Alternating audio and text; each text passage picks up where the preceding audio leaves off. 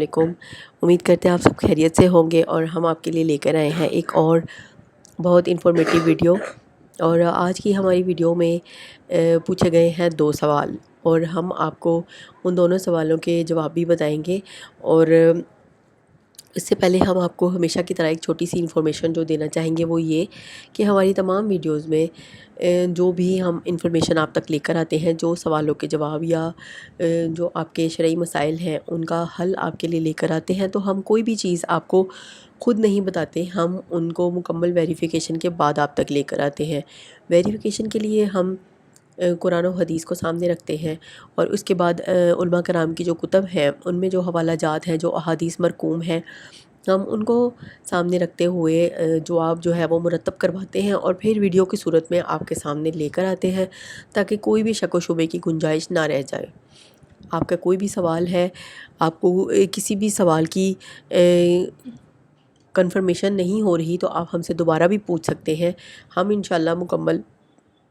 تحقیق کے بعد آپ کو جو ہے اس کا جواب پھر سے بتا دیں گے۔ تو شروع کرتے ہیں آج کی ہماری ویڈیو، اور اس میں 2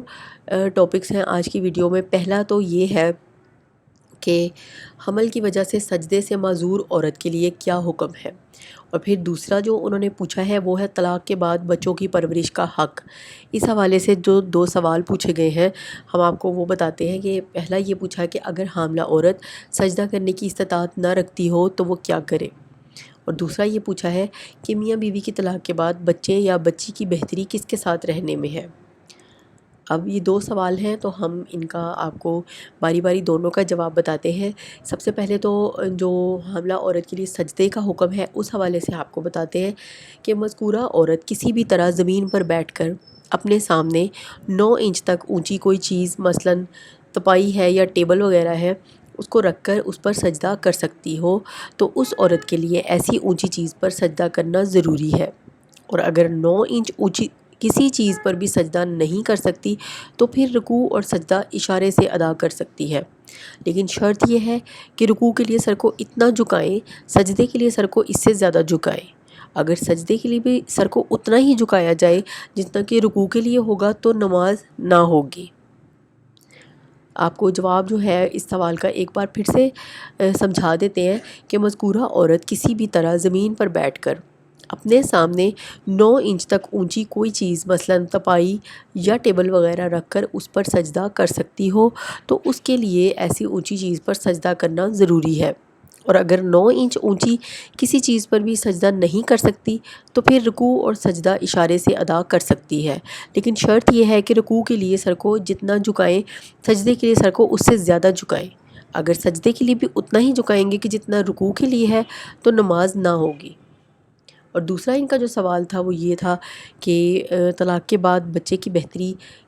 کس کے ساتھ رہنے میں ہے، تو اس میں ہم آپ کو یہ بتاتے ہیں